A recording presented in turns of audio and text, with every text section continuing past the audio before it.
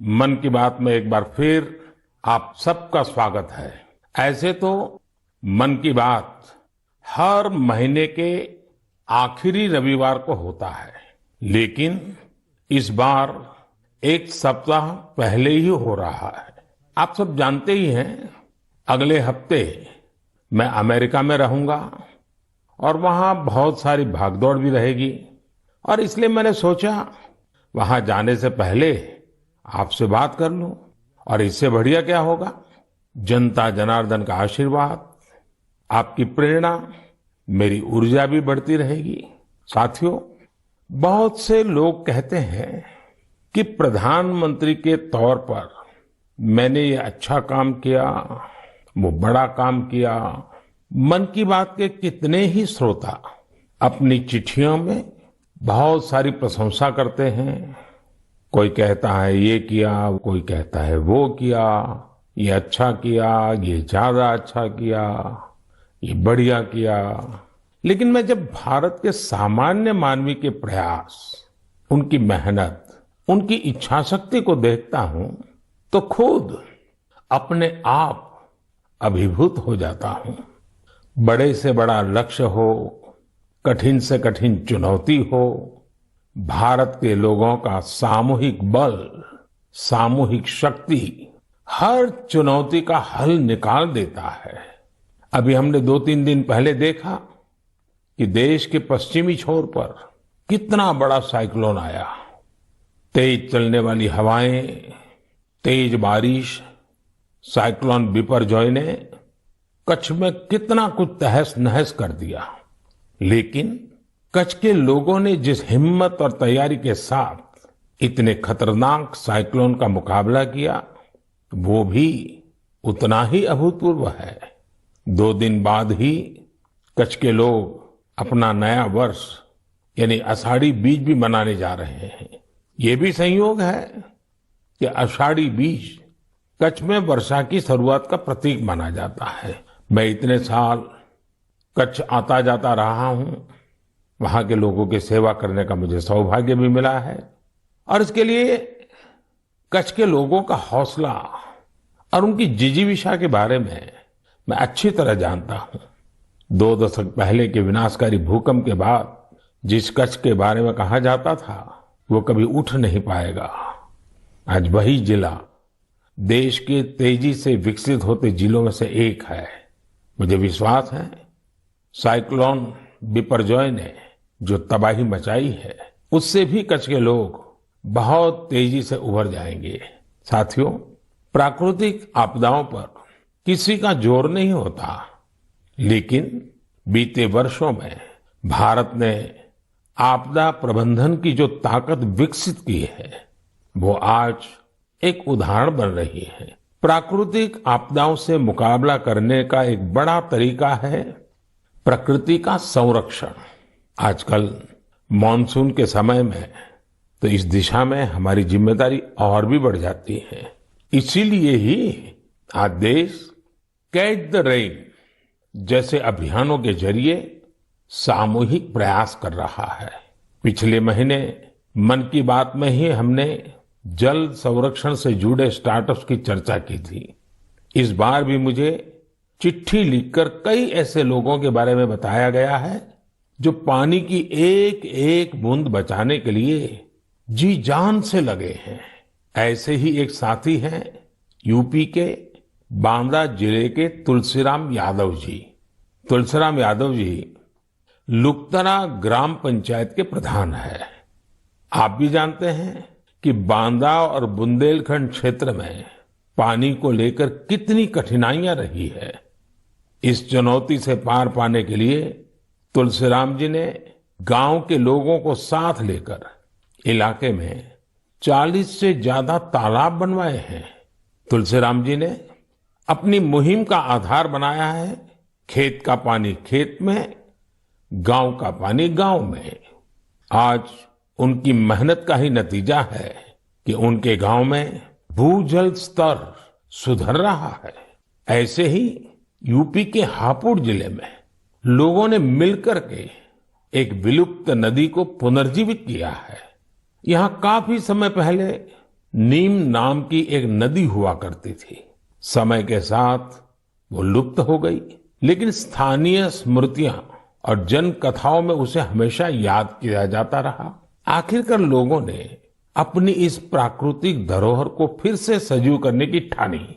लोगों के सामूहिक प्रयास से अब नीम नदी फिर से जीवंत होने लगी है। नदी के उद्गम स्थल को अमृत सरोवर के तौर भी विकसित किया जा रहा है। साथियों, ये नदी, नहर, सरोवर ये केवल जल स्रोत ही नहीं होते हैं, बल्कि इनसे जीवन के रंग और भावनाएं भी जुड़ी होती हैं। ऐसा ही एक दृश्य अभी कुछ ही दिन पहले महाराष्ट्र में देखने को मिला। ये इलाका ज्यादातर सूखे की चपेट में रहता है। 5 दशक के इंतजार के बाद यहाँ नीलवंडे डैम की कैनाल का काम अब पूरा हो रहा है। कुछ दिन पहले टेस्टिंग के दौरान कैनाल में पानी छोड़ा गया था। इस दौरान जो तस्वीरें आई वो वाकई भावुक करने वाली थी।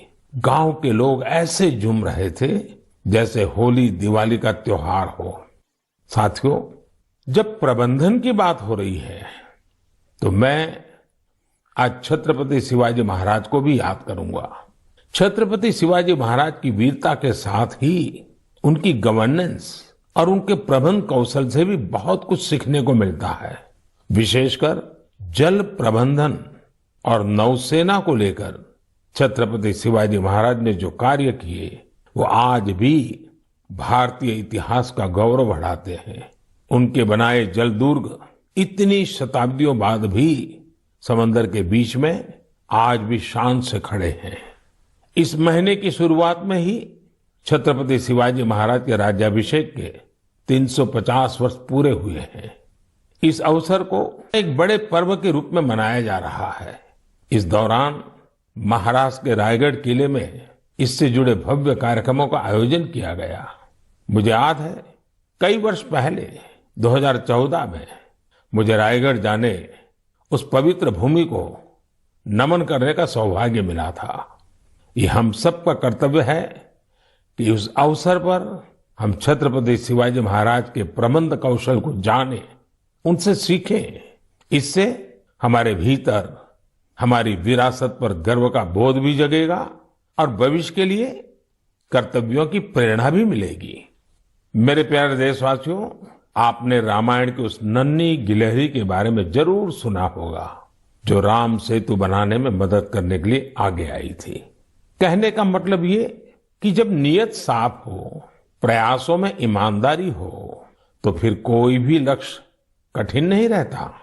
भारत भी आज इसी नेक नियत से एक बहुत बड़ी चुनौती का मुकाबला कर रहा है। ये चुनौती है टीबी की, जिसे क्षय रोग भी कहा जाता है। भारत ने संकल्प किया है 2025 तक टीबी मुक्त भारत बनाने का। लक्ष्य बहुत बड़ा जरूर है। एक समय था जब टीबी का पता चलने के बाद परिवार के लोग ही दूर हो जाते थे, लेकिन ये आज का समय है जब टीबी के मरीज को परिवार का सदस्य बनाकर उनकी मदद की जा रही है। इस क्षय रोग को जड़ से समाप्त करने के लिए निक्षय मित्रों ने मोर्चा संभाल लिया है। देश में बहुत बड़ी संख्या में विभिन्न सामाजिक संस्थाएं निक्षय मित्र बनी हैं। गांव देहात में, पंचायतों में हजारों लोगों ने खुद आगे आकर टीबी मरीजों को गोद लिया है। कितने ही बच्चे हैं जो टीबी मरीजों की मदद के लिए आगे आए हैं। ये जन भागीदारी ही इस अभियान की सबसे बड़ी ताकत है। इसी भागीदारी की वजह से आज देश में 10 लाख से ज्यादा टीबी मरीजों को गोद लिया जा चुका है। और ये पुण्य का काम किया है करीब करीब 85,000 निक्षय मित्रों ने।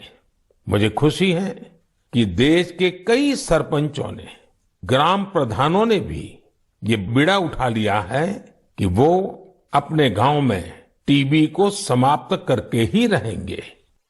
नैनीताल के एक गांव के निक्षय मित्र श्रीमान दिकर सिंह मेवाड़ी जी ने टीबी के 6 मरीजों को गोद लिया है।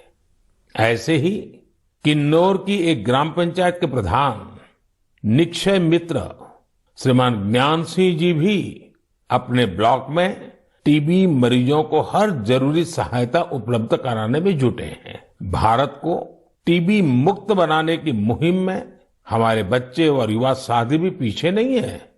हिमाचल प्रदेश के ऊना की 7 साल की बेटी नलिनी सिंह का कमाल देखिए।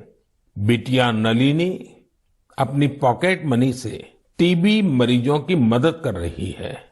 आप जानते हैं कि बच्चों को गुल्लक से कितना प्यार होता है, लेकिन एमपी के कटनी जिले की 13 साल की मीनाक्षी और पश्चिम बंगाल के डायमंड हार्बर के 11 साल के बश्वर मुखर्जी दोनों ही कुछ अलग ही बच्चे हैं। इन दोनों बच्चों ने अपने गुल्लक के पैसे भी टीबी मुक्त भारत के अभियान में लगा दिए हैं। ये सभी उदाहरण भावुकता से भरे होने के साथ ही बहुत प्रेरक भी हैं। कम उम्र में बड़ी सोच रखने वाले इन सभी बच्चों की मैं हृदय से प्रशंसा करता हूं। मेरे प्यारे देशवासियों, हम भारतवासियों का स्वभाव होता है कि हम हमेशा नए विचारों के स्वागत के लिए तैयार रहते हैं। हम अपनी चीजों से प्रेम करते हैं और नई चीजों को आत्मसात भी करते हैं। इसी का एक उदाहरण है जापान की तकनीक मियावाकी। अगर किसी जगह की मिट्टी उपजाऊ नहीं रही हो तो मियावाकी तकनीक उस क्षेत्र को फिर से हरा भरा करने का बहुत अच्छा तरीका होती है। मियावाकी जंगल तेजी से फैलते हैं और 2-3 दशक में जैव विविधता का केंद्र बन जाते हैं। अब इसका प्रसार बहुत तेजी से भारत के भी अलग अलग हिस्सों में हो रहा है। हमारे यहाँ केरला के एक टीचर श्रीमान राफी रामनाथ जी ने इस तकनीक से एक इलाके की तस्वीर ही बदल दी। दरअसल रामनाथ जी अपने स्टूडेंट्स को प्रकृति और पर्यावरण के बारे में गहराई से समझाना चाहते थे। इसके लिए उन्होंने एक हर्बल गार्डन ही बना डाला। उनका ये गार्डन अब एक बायोडायवर्सिटी जोन बन चुका है। उनकी इस कामयाबी ने उन्हें और भी प्रेरणा दी। इसके बाद राफी जी ने मियावाकी तकनीक से एक मिनी फॉरेस्ट यानी छोटा जंगल और इसे नाम दिया विद्यावनम। अब इतना खूबसूरत नाम तो एक शिक्षक ही रख सकता है, विद्यावनम। रामनाथ जी के इस विद्यावनम में छोटी सी जगह में 115 वैरायटी के 450 से अधिक पेड़ लगाए गए। उनके स्टूडेंट्स भी इनके रखरखाव में उनका हाथ बटाते हैं। इस खूबसूरत जगह को देखने के लिए आसपास के स्कूली बच्चे, आम नागरिक काफी भीड़ उमड़ती है।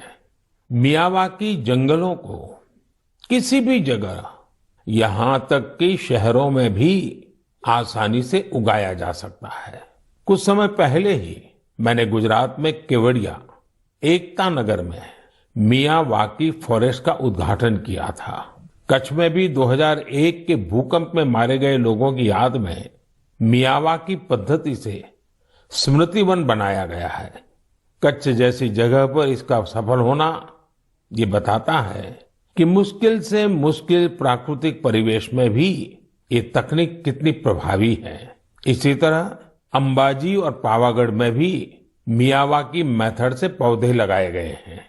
मुझे पता चला है कि लखनऊ के अलीगंज में भी एक मियावाकी उद्यान तैयार किया जा रहा है। पिछले 4 साल में मुंबई और उसके आसपास के इलाकों में ऐसे 60 से ज्यादा जंगलों पर काम किया गया है। अब तो ये टेक्निक पूरी दुनिया में पसंद की जा रही है। सिंगापुर, पेरिस, ऑस्ट्रेलिया, मलेशिया जैसे कितने ही देशों में इसका बड़े पैमाने पर उपयोग हो रहा है। मैं देशवासियों से, खासकर शहरों में रहने वाले लोगों से आग्रह करूंगा कि वे मियावाकी पद्धति के बारे में जरूर जानने का प्रयास करें। इसके जरिए आप अपनी धरती और प्रकृति को हरा भरा और स्वच्छ बनाने में अमूल्य योगदान दे सकते हैं। मेरे प्यारे देशवासियों, आजकल हमारे देश में जम्मू कश्मीर की खूब चर्चा होती है, कभी बढ़ते पर्यटन के कारण तो कभी G20 के शानदार आयोजनों के कारण।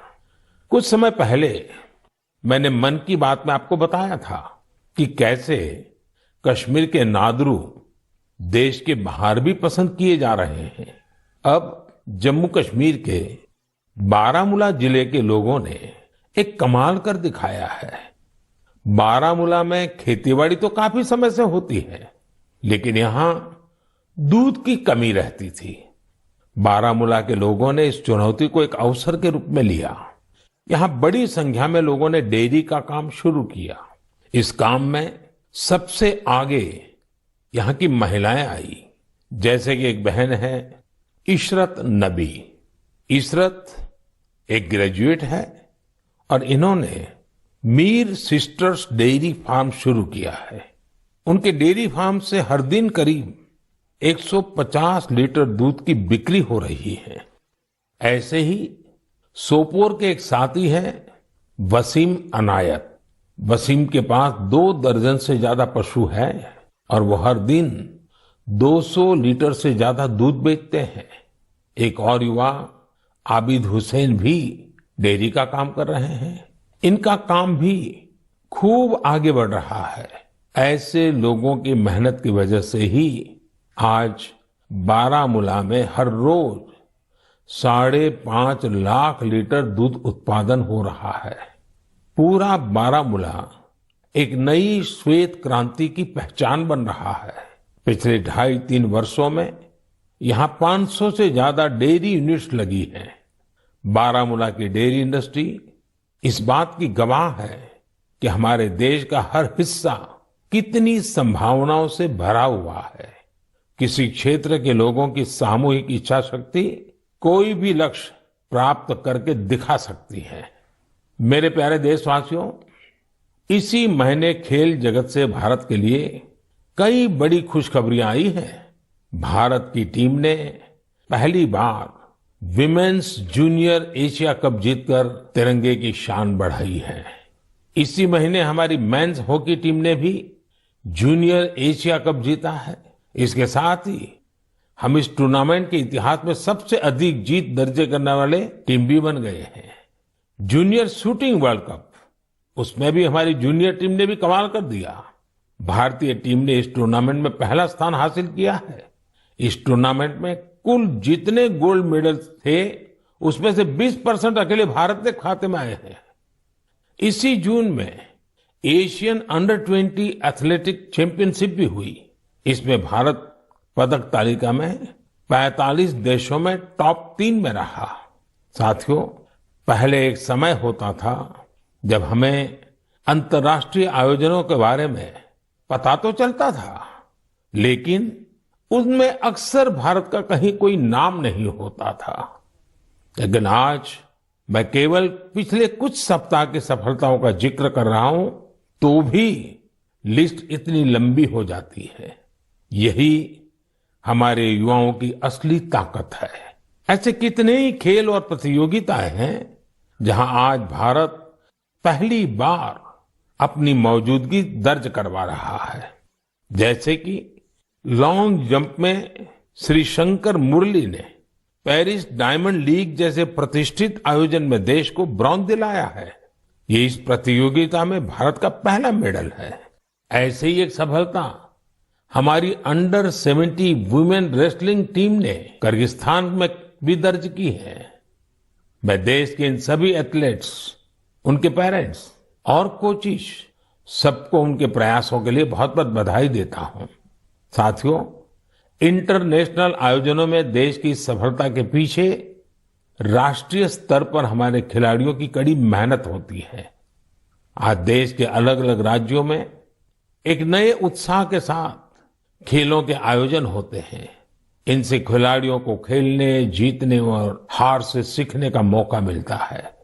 जैसे अभी उत्तर प्रदेश में खेलो इंडिया यूनिवर्सिटी गेम्स का आयोजन हुआ। इसमें युवाओं में खूब उत्साह और जोश देखने को मिला। इन खेलों में हमारे युवाओं ने 11 रिकॉर्ड तोड़े हैं। इन खेलों में पंजाब यूनिवर्सिटी अमृतसर की गुरु नानक देव यूनिवर्सिटी और कर्नाटका की जैन यूनिवर्सिटी मेडल टैली में पहले 3 स्थानों पर रही है। साथियों, ऐसे टूर्नामेंट्स का एक बड़ा पहलू यह भी होता है कि इनसे युवा खिलाड़ियों की कई इंस्पायरिंग स्टोरीज भी सामने आती हैं। खेलो इंडिया यूनिवर्सिटी गेम्स में रोविंग स्पर्धा में असम की कॉटन यूनिवर्सिटी के अन्यतम राजकुमार ऐसे पहले दिव्यांग खिलाड़ी बने जिन्होंने इसमें हिस्सा लिया। बरकतुल्ला यूनिवर्सिटी की निधि पवैया घुटने में गंभीर चोट के बावजूद शॉटपुट में गोल्ड मेडल जीतने में कामयाब रही। सावित्रीबाई फूले पुणे यूनिवर्सिटी के शुभम भंडारे को एंकल इंजरी के चलते पिछले साल बेंगलुरु में निराशा हाथ लगी थी, लेकिन इस बार वे स्टेपल चेस के गोल्ड मेडलिस्ट बने हैं। बर्दवान यूनिवर्सिटी की सरस्वती कुंडू अपनी कबड्डी टीम की कैप्टन है। वे कई मुश्किलों को पार कर यहां तक पहुंची है। बेहतरीन प्रदर्शन करने वाले बहुत सारे एथलेट्स को टॉप स्कीम से भी बहुत मदद मिल रही है। हमारे खिलाड़ी जितना खेलेंगे उतना ही खिलेंगे। मेरे प्यारे देशवासियों, 21 जून भी अब आ ही गई है। इस बार भी विश्व के कोने कोने में लोग अंतर्राष्ट्रीय योग दिवस का उत्सुकता से इंतजार कर रहे हैं। इस वर्ष योग दिवस की थीम है योगा फॉर वसुधैव कुटुंबकम, यानी एक विश्व एक परिवार के रूप में सबके कल्याण के लिए योग। यह योग की उस भावना को व्यक्त करता है जो सबको जोड़ने वाली और साथ लेकर चलने वाली है। हर बार की तरह इस बार भी देश के कोने कोने में योग से जुड़े कार्यक्रम आयोजित किए जाएंगे। साथियों, इस बार मुझे न्यूयॉर्क के संयुक्त राष्ट्र मुख्यालय यूएन में होने वाले योग दिवस कार्यक्रम में शामिल होने का अवसर मिलेगा। मैं देख रहा हूं कि सोशल मीडिया पर भी योग दिवस को लेकर गजब का उत्साह दिख रहा है। साथियों, मेरा आप सभी से आग्रह है कि आप योग को अपने जीवन में जरूर अपनाएं, इसे अपनी दिनचर्या का हिस्सा बनाएं। अगर अब भी आप योग से नहीं जुड़े हैं तो आने वाली 21 जून इस संकल्प के लिए बहुत बेहतरीन मौका है। योग में तो वैसे भी ज्यादा तामझाम की जरूरत ही नहीं होती है। देखिए, जब आप योग से जुड़ेंगे तो आपके जीवन में कितना बड़ा परिवर्तन आएगा। मेरे प्यारे देशवासियों, परसों यानी 20 जून को ऐतिहासिक रथ यात्रा का दिन है। रथ यात्रा की पूरी दुनिया में एक विशिष्ट पहचान है। देश के अलग अलग राज्यों में बहुत धूमधाम से भगवान जगन्नाथ की रथ यात्रा निकाली जाती है। ओडिशा के पुरी में होने वाली रथ यात्रा तो अपने आप में अद्भुत होती है। जब मैं गुजरात में था तो मुझे अहमदाबाद में होने वाली विशाल रथ यात्रा में शामिल होने का अवसर मिलता था। इन रथ यात्राओं में जिस तरह देश भर के हर समाज, हर वर्ग के लोग उमड़ते हैं, वो अपने आप में बहुत अनुकरणीय है। ये आस्था के साथ ही एक भारत श्रेष्ठ भारत का भी प्रतिबिंब होती है। इस पावन पुनीत अवसर पर आप सभी को मेरी ओर से बहुत बहुत शुभकामनाएं। मेरी कामना है भगवान जगन्नाथ सभी देशवासियों को अच्छे स्वास्थ्य और सुख समृद्धि का आशीर्वाद प्रदान करें। साथियों, भारतीय परंपरा और संस्कृति से जुड़े उत्सव की चर्चा करते हुए मैं देश के राजभवनों में हुए दिलचस्प आयोजनों का भी जरूर उल्लेख करूंगा।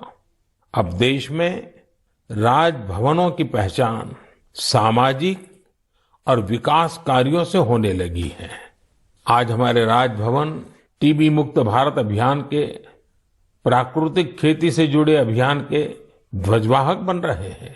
बीते समय में गुजरात हो, गोवा हो, तेलंगाना हो, महाराष्ट्र हो, सिक्किम हो, इनके स्थापना दिवस को अलग अलग राजभवनों ने जिस उत्साह के साथ सेलिब्रेट किया, वो अपने आप में एक मिसाल है। ये एक बेहतरीन पहल है जो एक भारत श्रेष्ठ भारत की भावना को सशक्त बनाती है। साथियों, भारत लोकतंत्र की जननी है, मदर ऑफ डेमोक्रेसी है। हम अपने लोकतांत्रिक आदर्शों को सर्वोपरि मानते हैं, अपने संविधान को सर्वोपरि मानते हैं। इसलिए हम 25 जून को भी कभी भुला नहीं सकते। यह वही दिन है जब हमारे देश पर इमरजेंसी थोपी गई थी।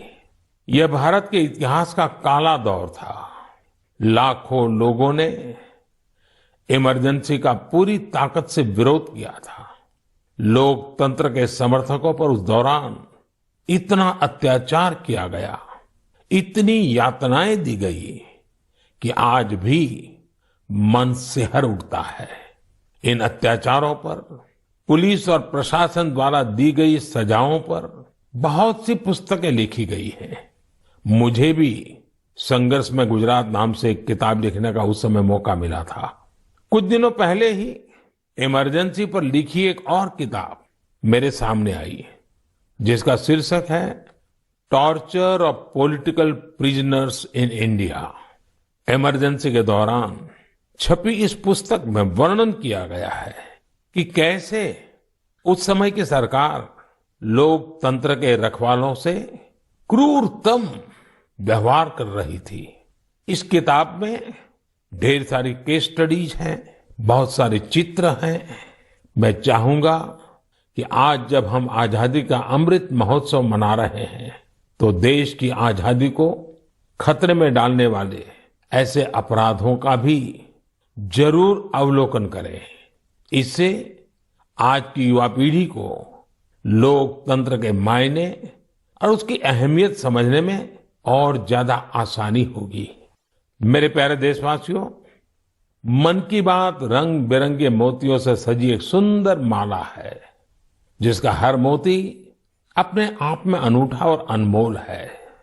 इस कार्यक्रम का हर एपिसोड बहुत ही जीवंत होता है, हमें सामूहिकता की भावना के साथ साथ समाज के प्रति कर्तव्य भाव और सेवा भाव से भरता है।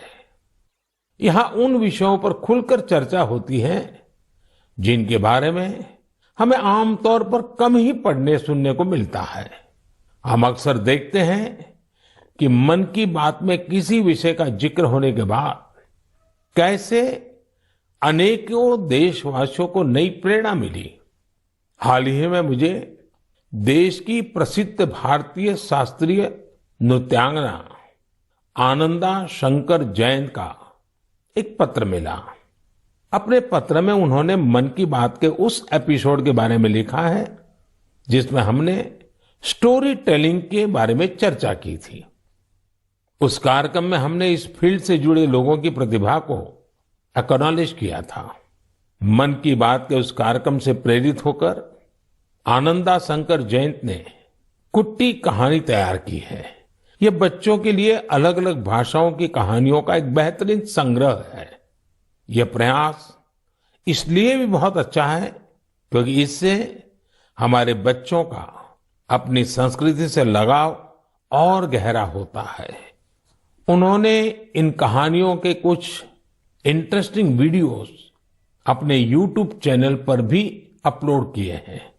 मैंने आनंदा शंकर जयंत के इस प्रयास की विशेष तौर पर इसलिए चर्चा की क्योंकि ये देखकर मुझे बहुत अच्छा लगा कि कैसे देशवासियों के अच्छे काम दूसरों को भी प्रेरित कर रहे हैं। इससे सीखकर वे भी अपने हुनर से देश और समाज के लिए कुछ बेहतर करने की कोशिश करते हैं। यही तो हम भारतवासियों का वो कलेक्टिव पावर है जो देश की प्रगति में नई शक्ति भर रही है। मेरे प्यारे देशवासियों, इस बार मन की बात में मेरे साथ इतना ही। अगली बार नए विषयों के साथ आपसे फिर मुलाकात होगी।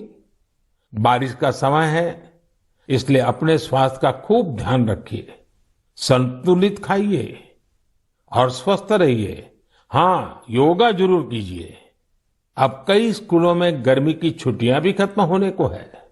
मैं बच्चों से भी कहूंगा कि होमवर्क लास्ट दिन के लिए पेंडिंग ना रखें। काम खत्म करिए और निश्चिंत रहिए। बहुत बहुत धन्यवाद।